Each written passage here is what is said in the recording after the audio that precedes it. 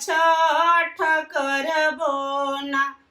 कार्तिक मासे लगली बरत हम छठ करबो ना।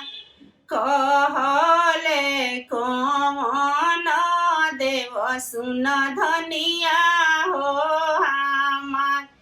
कौन फलवा आदित्य बाबा दिहे तू छठ करबू ना। कौन फलवा सूरज बाबा दिहे तू छठ करबू ना। अन्न दिहे धन दिहे काया में दिहे सुख। सिरवा में सिंदूरवा दिहे हम छठ करबो ना। गोदिया में बालकवा दिहे हम छठ करबो ना।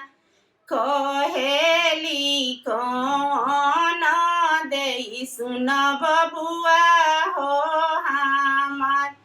कार्तिक मासे लगली बरत हम छठ करबो ना।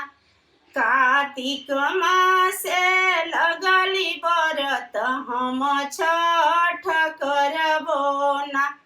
कहले कौन देव सुनया हो हमार। कौन फलवा सूरज बाबा दिहे तू छठ करबू ना।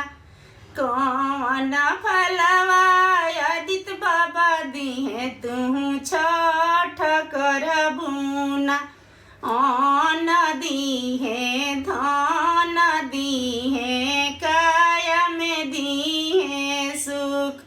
सिरवा में सिंदूरवा दिहे हम छठ करबो ना।